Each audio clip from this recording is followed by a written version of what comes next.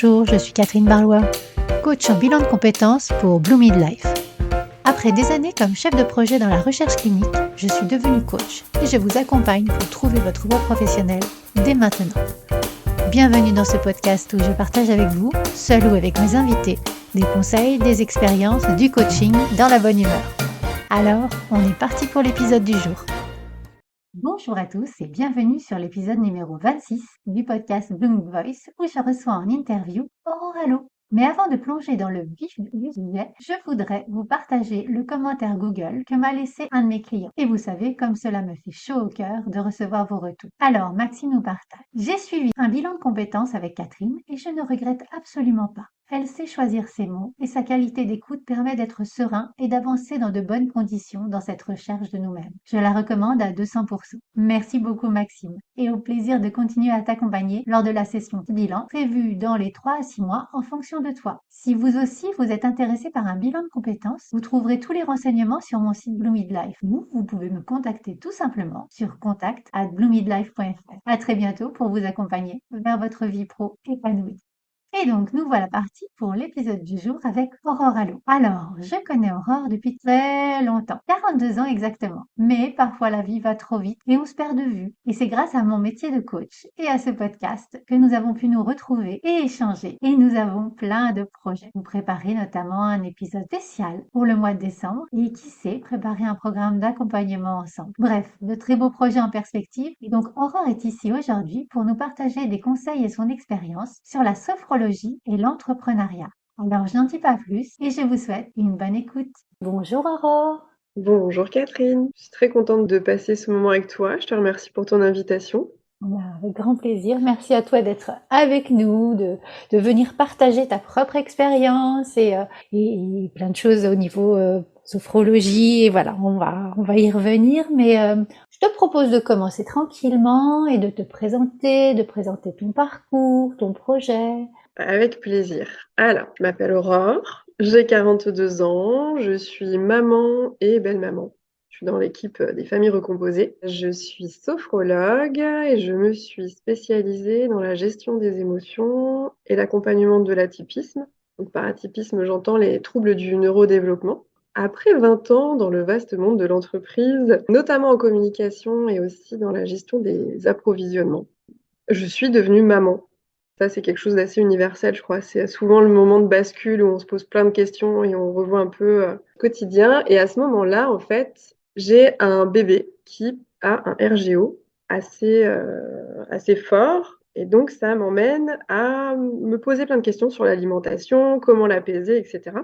Et de fil en aiguille, je me rends pas compte, mais je développe pas mal de skills dans tout ce qui va être naturopathie et sophrologie. Et au moment de reprendre mon travail avec mon tout petit bébé, je me sens pas bien, donc je fais un bilan de compétences où je rencontre un monsieur adorable, génial. Et je lui explique, en fait, il me dit, mais à quoi ressemble votre vie actuellement, etc. Donc je lui raconte, voilà, moi j'ai passé un an avec mon bébé, il a eu un RGO, j'ai regardé le contenu de l'assiette, j'ai regardé comment je pouvais l'accompagner pour rester actif, pour se changer les idées, enfin voilà, avoir le beau côté des choses, etc. Et c'est là où il me dit, mais en fait, vous êtes naturopathe. Quoi? Qu'est-ce que c'est que ce métier, monsieur? Donc, il m'explique ce que c'est. Effectivement, première révélation, je me dis que c'est génial, quoi. C'est exactement ce que je fais déjà au quotidien. Donc, en fait, j'entre dans la relation d'aide par cette porte-là, tout en me disant, c'est génial, mais je crois que c'est pas ça. Et lors de la formation en naturopathie, en fait, je suis initiée à la sophrologie. Et là, c'est la révélation parce que je me dis que c'est un formidable outil pour pouvoir évoluer, pour pouvoir prendre conscience de plein de choses qui se passent en nous. C'est très, très complémentaire. Et donc, deuxième formation qui suit, la sophrologie. Et depuis 2 ans, je suis sophrologue à plein temps, on va dire. Super. Et donc là, tu as évolué progressivement vers la sophrologie. Donc la seule solution quand on est sophrologue, c'est de s'installer à son compte ou il y a d'autres possibilités? Parce que j'allais te poser la question, d'où est venue cette idée d'entreprise? Mais qu'il y a possibilité, par exemple, d'être sophrologue et salarié? Oui, heureusement, c'est une profession qu'on peut faire, je dirais, d'une manière qui nous convient le mieux, pour vivre d'ailleurs au mieux ce qu'on a à porter, à accompagner.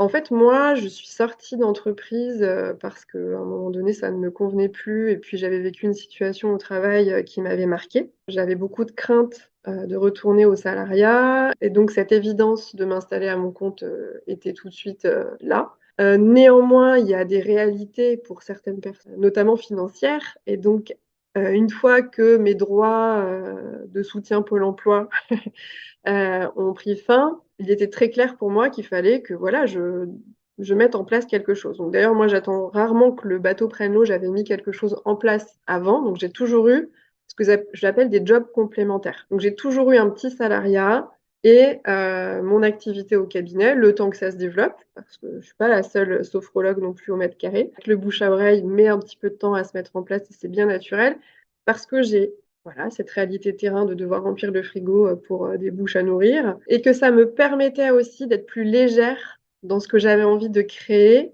parce que cette base était assumée et ça, en fait, c'est un chouette cadeau que je continue à mettre en place là. C'est-à-dire qu'il y a encore aujourd'hui, au bout de 3 ans, j'ai un job complémentaire qui reste avec mes clients de cœur qui sont les enfants et qui me permettent de vraiment voir comment ils vivent, d'être à leur contact, de voilà, de vraiment être sur le terrain, comme je dis, pour, je trouve, être encore plus efficace et pertinente quand je les reçois dans mon cabinet. Et donc, j'ai envie de dire qu'il y a autant de possibilités d'exercer la sophrologie que de personnes. Ça marche très bien en visio, ça marche très bien en groupe. Je pense qu'on peut être salarié même d'une association ou des choses comme ça. Ça peut être complémentaire d'un travail full-time. Je pense que c'est vraiment propre à chacun. Mais ce que ça m'a invité à intégrer, c'est que il est bon de se sentir sereine pour pouvoir donner au maximum. Donc, si on a des peurs de comment je vais joindre les deux bouts, etc., ça vaut la peine d'aller voir ce qu'on peut mettre en place. Être bien pour être un socle pour les personnes qu'on accompagne. Exactement. Et puis, je pense que c'est aussi l'occasion de leur transmettre que bah, on a le droit de faire plusieurs choses. Voilà. Oui, il faut que ça rentre dans les mœurs. Exactement. On D'être n'est des pas, slashers. voilà, c'est ça.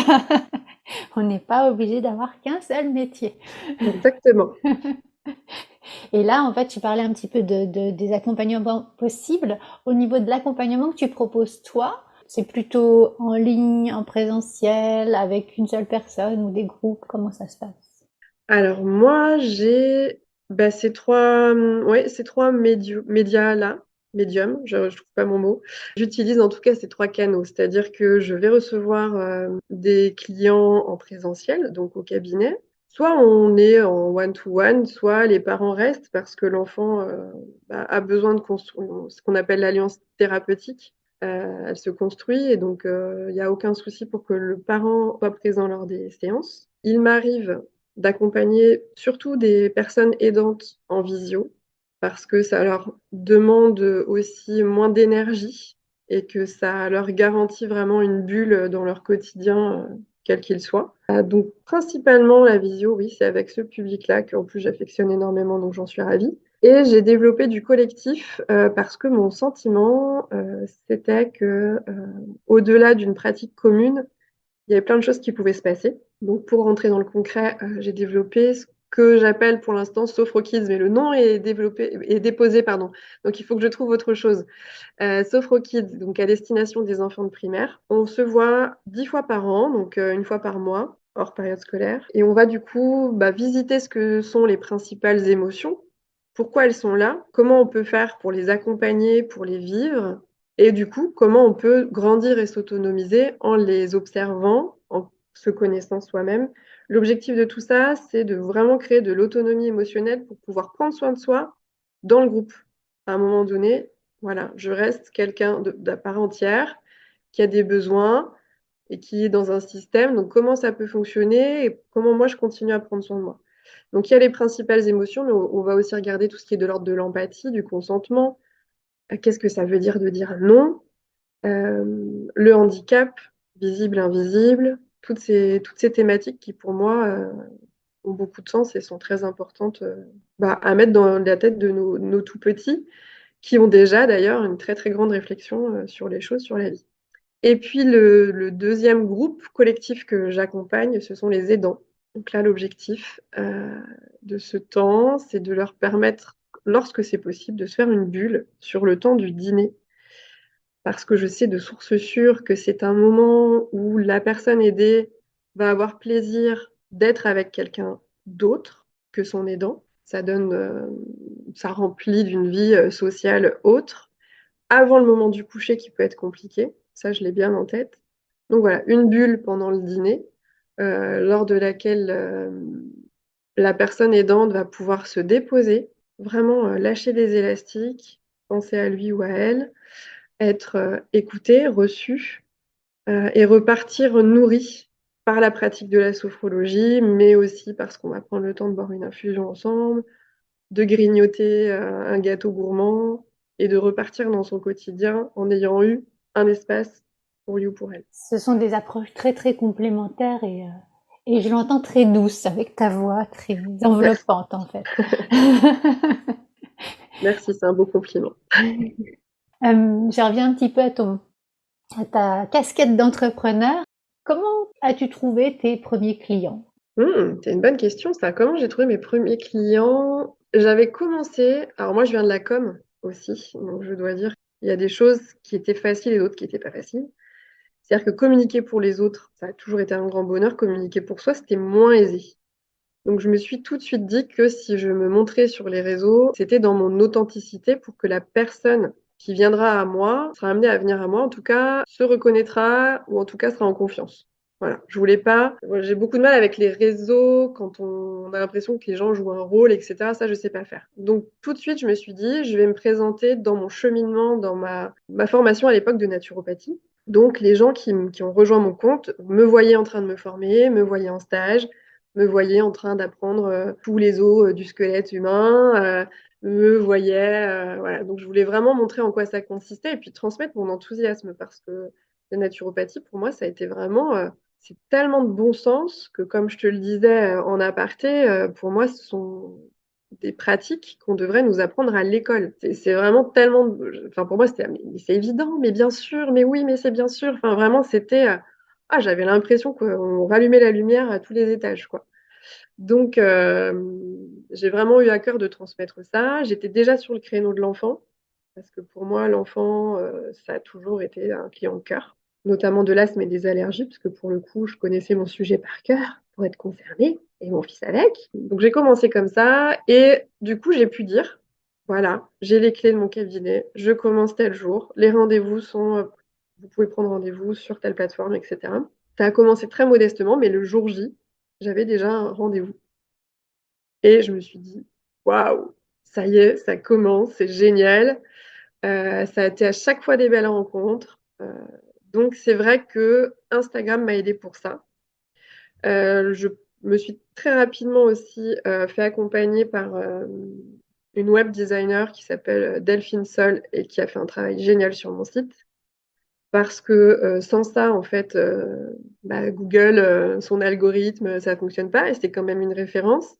Donc, elle m'a vraiment apporté à la fois un œil esthétique, mais dans la construction du site, voilà, tout ce que moi j'ai un peu lâché depuis un long moment et qu'il fallait absolument que je délègue, entre guillemets, mais encore mieux que ça. C'est-à-dire que derrière, il y a une vraie réflexion de créer un univers graphique qui est enveloppant, qui transmet déjà qui tu es toi. Donc là-dessus, on s'est vraiment trouvés toutes les deux. C'était un travail génial qu'elle a fait. Et du coup, par la recherche Google, on me trouvait dans les aspects que j'aimais accompagner naturellement en naturopathie, puis en sophrologie, et maintenant uniquement en sophrologie. Oui, donc en fait, Instagram pour installer une sorte de teasing longue durée Ouais, ouais, c'est ça. et donc ton site par rapport au référencement naturel Mm. de Google. Ok. Exactement. Et ça a très très bien fonctionné, ces deux choses-là. Et je pense que là, le message que j'ai envie de transmettre tout de suite, c'est que moi, je suis arrivée dans une région où je connaissais personne, j'ai pas de réseau, etc., etc., et que ça a fonctionné. Donc, si ça peut encourager des personnes qui se disent, ouais, mais moi, personne ne me connaît, ça va pas fonctionner. Si, en fait, ça fonctionne, ça demande du temps, mais c'est pertinent, ça fonctionne et ça fonctionne encore aujourd'hui. Par exemple, quand je rencontre les gens, la question c'est comment est-ce que vous m'avez connu? Donc il y a un peu plus de bouche à oreille aujourd'hui, mais c'était Internet. Donc c'est que ça fonctionne. Toi, tu as un bagage de communication. Tu as donc fait Une formation de naturopathie, une formation de sophrologie. Est-ce que tu as fait d'autres formations par rapport à l'entrepreneuriat avant de te lancer? Alors oui, mais pas récemment. C'est-à-dire que cette envie de lancer quelque chose à mon compte, ne date pas d'hier et je crois me souvenir qu'il y a une dizaine d'années, j'avais monté une marque. C'est la date dont je me souviens pas, mais la marque, je m'en souviens très, très bien. Pour, en fait, développer une marque de couture avec le moins de déchets possible, à la commande et cetera. Parce que ça faisait déjà partie de mes valeurs fortes et à l'époque, ça avait très, très bien fonctionné. J'étais ravie de ça et donc je m'étais faite accompagner par, Pôle emploi pour, créer, ce qu'on appelle le business plan, qu'en général tout le monde adore, mais qui est ô combien nécessaire. Parce que j'ai remis mon nez dedans là aujourd'hui, enfin il y a 1 an ou 2, en me disant: «Ah oui, oui, tel point j'avais négligé» et en effet, c'est très porteur. Donc on m'avait déjà parlé du business plan, on m'avait parlé des aides que je pouvais avoir. Ça avait déjà bien structuré les étapes de construction et surtout, au-delà de ça, moi je me suis fait coacher très, très souvent et par plusieurs personnes. C'est-à-dire que enfin pas en même temps, ils ont fait des bâtons de relais sans le savoir, mais parce qu'à un moment donné, j'identifiais des choses qui pouvaient être, bloquantes dans mon développement et du coup, j'allais chercher l'aide extérieure pour pouvoir franchir un palier et avoir un regard extérieur challengeant qui me dise: «Si là, tu n'as pas atteint tel plancher, rappelle-toi que tu as besoin d'un plan B. Donc qu'est-ce que tu mets en place?» C'était à la fois des aides pour me développer, mais aussi des garde-fous qui étaient nécessaires. Oui, donc un accompagnement, on va dire, par une organisation, donc Pôle emploi, et puis un Oui, accompagnement plus humain par oui, rapport à tes freins, à tes croyances, à des c'est choses, ça. de décapsuler pour pouvoir avancer. Exactement, plus personnalisé parce que forcément, cette possibilité dans les groupes, auxquels j'ai participé avant, mais qui étaient déjà très complets. Sur toute la partie administrative, comptable et cetera, on avait déjà reçu un certain nombre d'informations et moi j'ai ressenti le besoin qu'on m'accompagne aussi de manière personnalisée, ouais, tout à fait. Et donc là, actuellement, tu travailles seul ou alors tu t'es associé avec d'autres professionnels, d'autres... Alors je travaille 80 de mon temps, seule.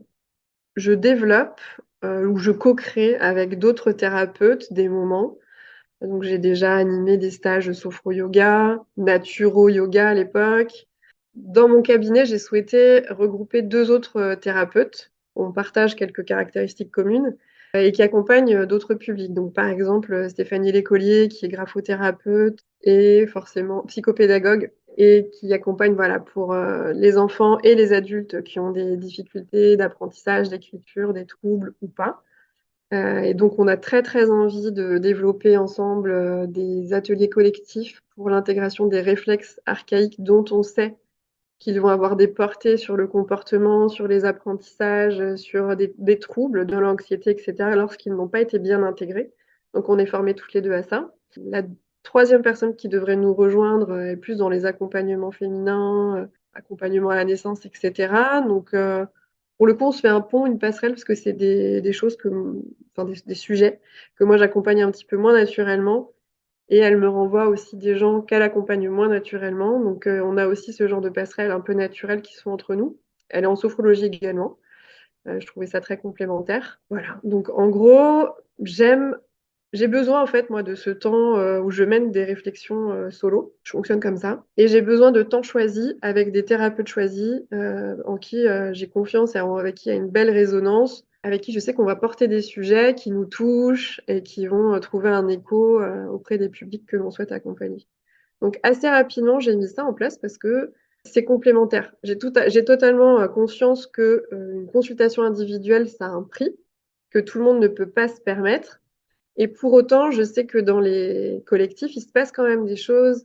Il y a des messages qui passent, des graines qui sont plantées et voilà. C'est un autre travail, mais qui n'est pas négligeable et qui m'enthousiasme beaucoup aussi. Donc j'ai tout de suite eu envie de mettre, les 2 systèmes en place et donc pas forcément de tout porter toute seule parce que j'aime bien qu'on me sorte de ma zone de confort aussi.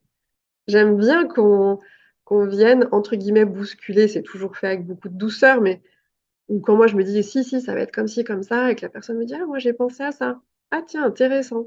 Parce que voilà, c'est aussi de pas trop s'enliser dans le train-train, dans ce qu'on sait faire et de rester aussi un petit peu en éveil, à l'écoute.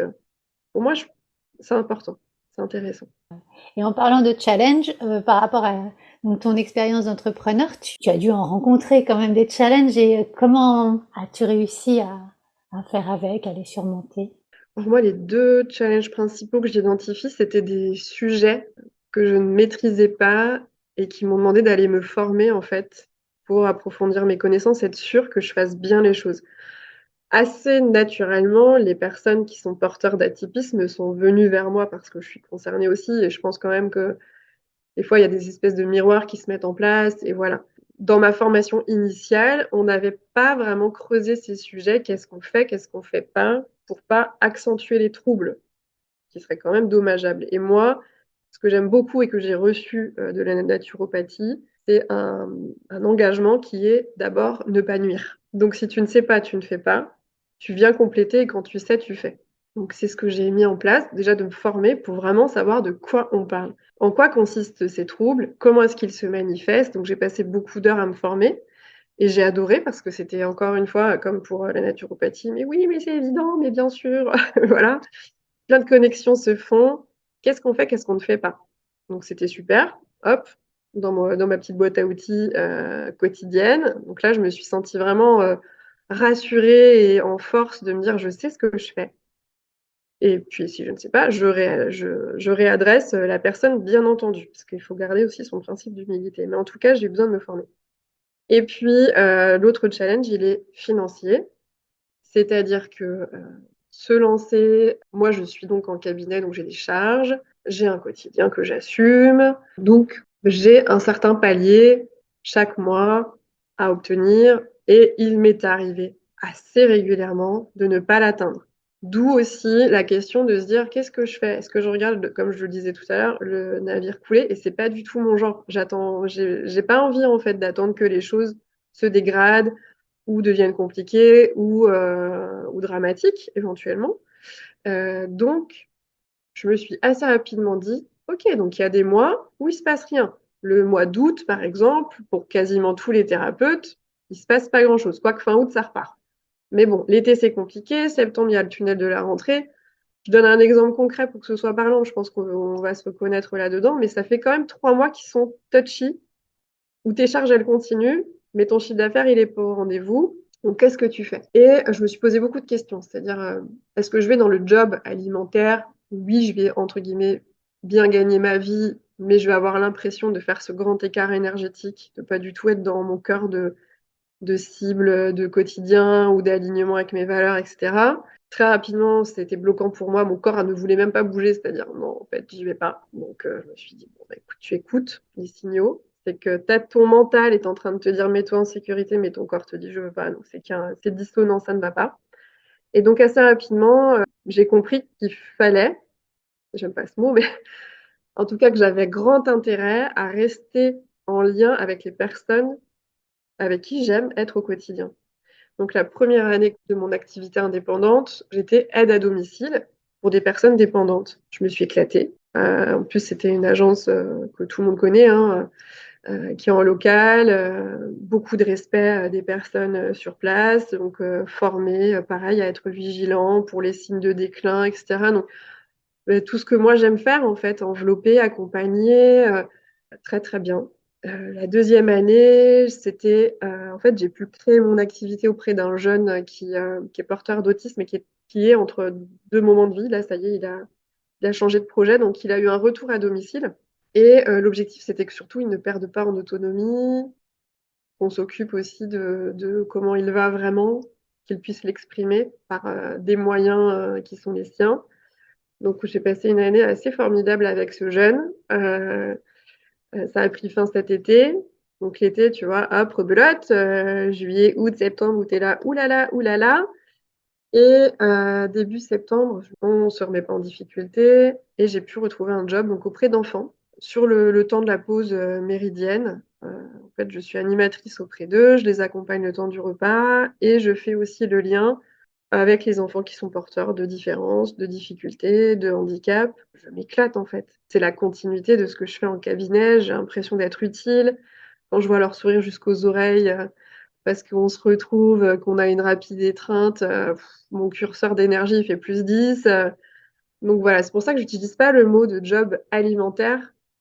Pour moi, c'est complémentaire, ça me sécurise et peut-être que comme tu le disais, ça va rester comme ça parce qu'en fait, peut-être que c'est simplement, ma façon à moi d'être équilibrée dans mon quotidien en ayant, le temps de développer mon cabinet et en ayant, la base pour assumer, mes responsabilités d'adulte, quoi. En fait, tu viens de prendre ma partie challenge et hop, tu l'as déjà transformée en beau moment. Est-ce que tu vois d'autres petites pépites comme ça que tu as gardées de ce chemin?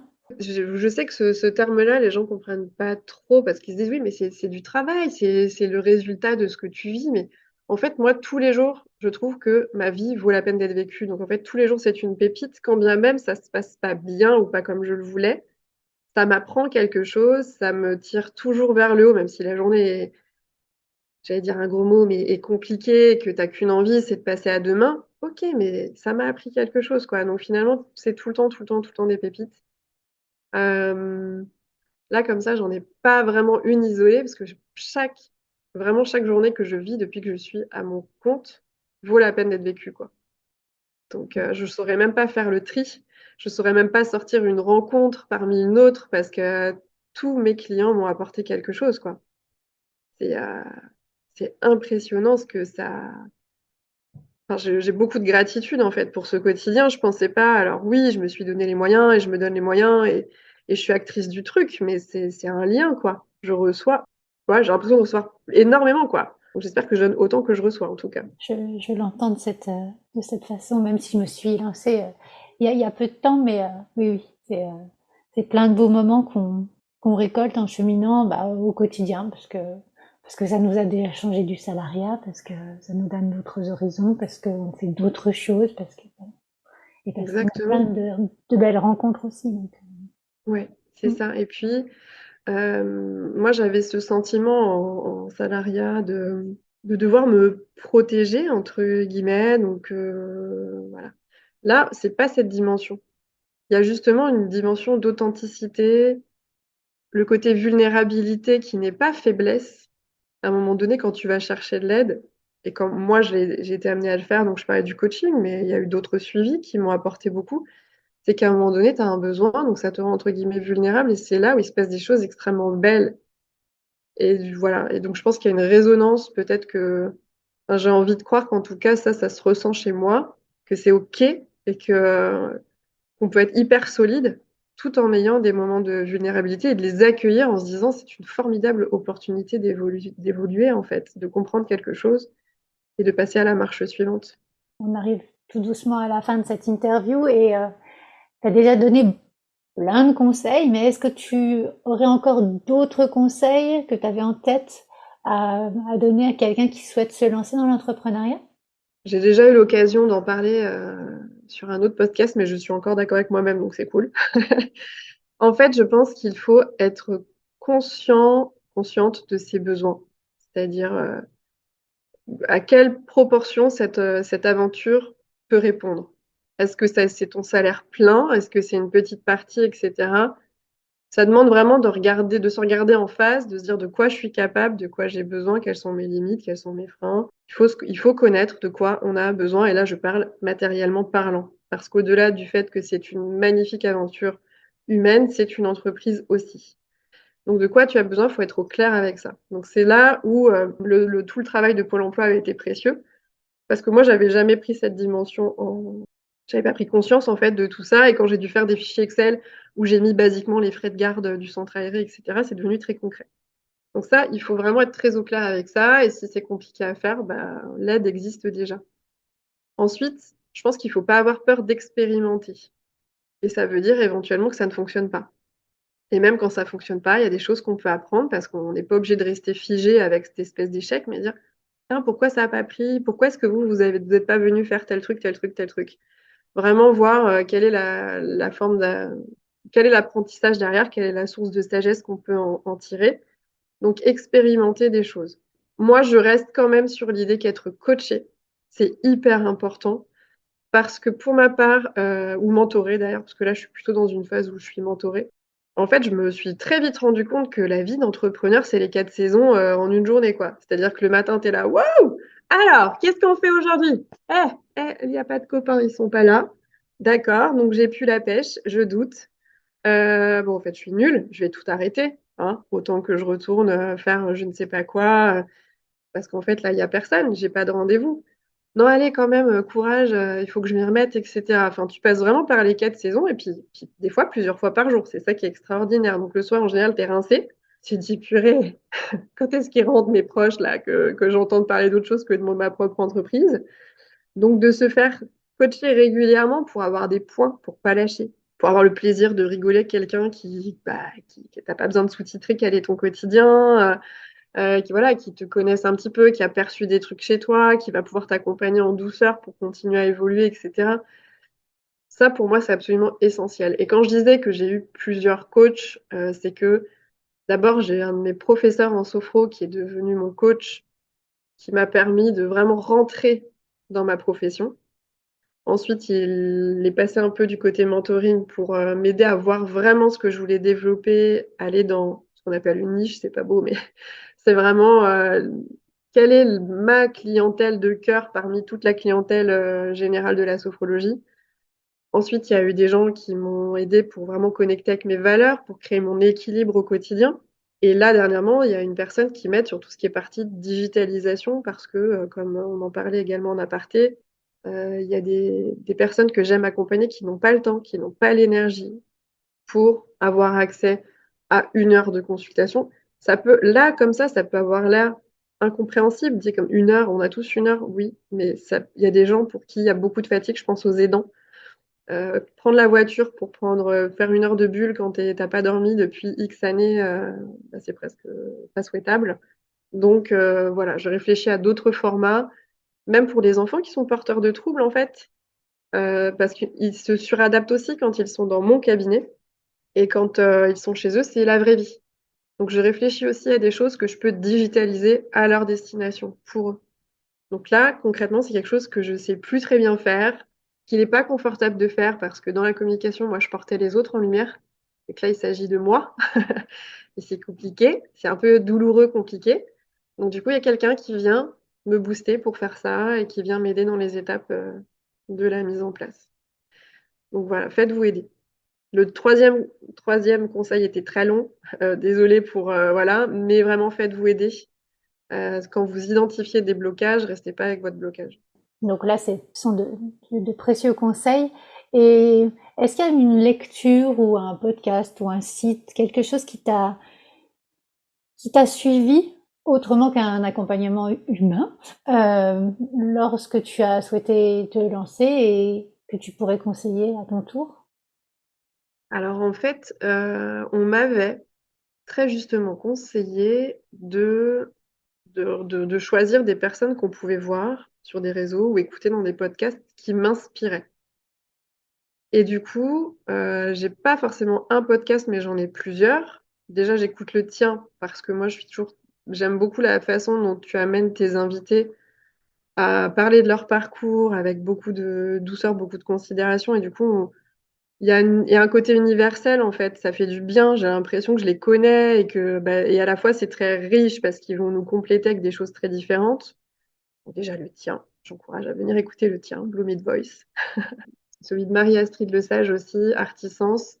C'est quelqu'un qui a expérimenté, en fait, le handicap, la surdité, qui a été opérée et qui aujourd'hui qui entend correctement, mais qui du coup a développé des super pouvoirs qui sont ses sens et qu'elle, met, beaucoup en exergue dans la façon qu'elle a d'interroger ses invités qui ont tous eu des changements de parcours, des évolutions de parcours et cetera. Donc pareil, à chaque fois, c'est impressionnant de voir, qu'on se pose, tous et toutes les mêmes questions, qu'on passe tous et toutes par les mêmes étapes. En fait, on se sent moins seul et on se sent moins, on se dit pas: «C'est moi», quoi. On se dit: «OK». Donc c'est un truc qu'en fait on expérimente pour pouvoir, passer au palier de dessus, c'est chouette. Quant au livre, il y en a un qu'on m'a offert dernièrement que j'ai trouvé génial. J'ai peur d'écorcher le titre. C'est «Trembler mais enfin, oser mais trembler mais le faire», quelque chose comme ça. Tu l'as lu? Je me Oui, souviens plus très bien du titre, on le remettra peut-être correctement, Alors j'ai en tête trembler mais oser. Non, oui, Oui, trembler mais oser. Oui, c'est ça, oui. c'est ça. Et ça décortique bien le pourquoi on le fait pas, le pourquoi ça nous met autant d'émotions, et cetera. Et moi, là, c'est la lecture qui est actuellement en train de m'aider à franchir un cap. Et c'est un petit bouquin qui est vraiment abordable, donc c'est pour ça que j'en parle aussi. Et donc vraiment ces 2 podcasts-là, enfin vos 2 podcasts, ce livre, parce qu'en fait j'en lis beaucoup, donc je les ai un petit peu oubliés, mais la lecture en général fait beaucoup de bien, même sur autre chose en fait, pour pouvoir voilà, se nourrir, observer des phrasés, et les réseaux. Je fais partie d'un réseau qui s'appelle le réseau éthique, qui regroupe en fait un ensemble de thérapeutes voilà, qui vont faire de la co-vision ensemble, qui vont partager sur les difficultés, les questionnements, travailler sur certains thèmes, se remettre en question, accepter qu'un ensemble de thérapeutes ait aussi un retour d'expérience à nous faire. Donc c'est très fort. Et je travaille aussi au sein d'un réseau qui s'appelle la Maison Papillon et on est pareil, on est une vingtaine de thérapeutes. Donc je pense que moi, c'est vraiment d'être un travail vraiment très introspectif toujours, et puis le lien qui me nourrit. Et ça passe par différents sens, comme écouter les podcasts dont je t'ai parlé, la lecture, et vivre, être inspiré. Voilà. Même mon voisin m'inspire hein, quand je vois son potager 4 saisons. Chercher tout ce qui peut nous inspirer et du coup, dans l'analytique, se dire qu'est-ce qui m'a touché là à ce moment-là, qu'est-ce qui m'a parlé, du coup, voilà, vers quoi j'ai envie de tendre. Merci beaucoup, c'est très riche. Je faisais une petite pause par rapport à ce que tu venais de dire. Et donc, oui, on arrive à la fin de cette interview. Est-ce que tu as une phrase qui te motive, qui te garde dans une belle énergie? Alors, oui, je sais, enfin, oui, oui, oui. Ma phrase à moi, c'est vraiment un pas devant l'autre. Un pas devant l'autre. Merci. Je sens, voilà, le parcours, le cheminement tranquille où on enlève la précipitation et on stabilise sur chaque étape et on les découvre et j'aime bien en fait qu'est-ce que je vis derrière, qu'est-ce que ça m'inspire, oui, le retour aux besoins, le retour à l'expérience. Merci beaucoup Aurore pour tous ces Merci partages, à pour toi. ce moment plein de sérénité. Donc, Merci beaucoup. si des personnes souhaitent te contacter, elles font comment? Instagram ou autre? Oui, Instagram, ça doit être @auroralo, ALAUX-8. Mon site, c'est auroralo.com. Et puis, Google me redirige assez facilement. Donc, ouais, ne pas hésiter à m'écrire, à me faire un vocal si c'est plus pratique pour certaines personnes. Je serais ravie d'être à l'écoute et d'échanger. Super. Je remettrai tous ces liens dans la retranscription de l'épisode. Écoute Aurore, merci encore. Très belle Merci, journée à toi. merci à toi. Bonne journée. À très bientôt. Et voilà, l'épisode est terminé. Cela m'a fait plaisir de prendre ce temps pour redécouvrir Aurore sous une autre facette. Et comme à mon habitude, j'ai pris plein de notes que je vais vous partager. Alors, tout d'abord, Aurore a trouvé ses premiers clients en étant authentique sur les réseaux sociaux. Elle a partagé son propre cheminement, sa formation en naturopathie, puis en sophrologie, et montré son enthousiasme, ce qui a créé de la confiance et attiré ses premiers clients. Instagram a été un outil précieux pour elle pour établir une présence en ligne et créer un teasing sur la durée pour attirer également des clients. Aurore a souligné l'importance d'avoir un site web bien conçu et optimisé pour le référencement naturel afin de se faire trouver sur Google plus facilement. Elle a réussi à développer son entreprise dans une nouvelle région sans réseau préexistant et elle a montré que c'était possible. Elle a souligné l'importance de se former régulièrement pour répondre aux besoins de ses clients, en particulier lorsqu'elle a été confrontée à des sujets qu'elle ne maîtrisait pas initialement.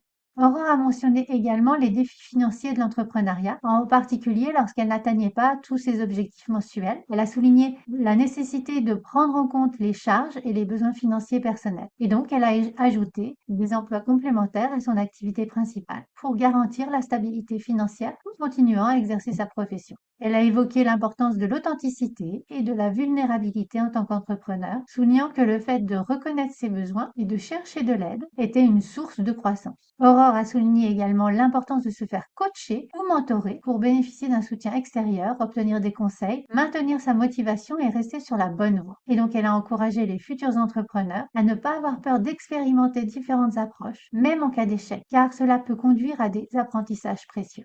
Donc, comme d'habitude, dites-moi en commentaire ce que vous avez gardé, vous, comme phrases qui vous ont marqué. Si vous êtes resté jusqu'à la fin de ce podcast, sachez que j'organise un concours. Pour cela, il vous suffit de laisser un commentaire sur les plateformes d'écoute et de m'envoyer la copie d'écran de ce commentaire sur l'adresse contact@bloomidlife.fr ou de mettre un commentaire sur les réseaux ou de m'envoyer un message tout simplement. Voilà, vous avez le choix. Mais sachez que ces commentaires sont comme un boost pour moi pour me conserver motivée pour continuer à vous partager du contenu de qualité. Tous les 8 podcasts, je ferai un tirage au sort parmi tous les commentaires pour offrir à une personne une heure de coaching dédiée à ses objectifs professionnels. Et depuis le début de ce podcast, déjà 3 personnes ont gagné une heure de coaching. Alors, ce sera peut-être votre tour très bientôt.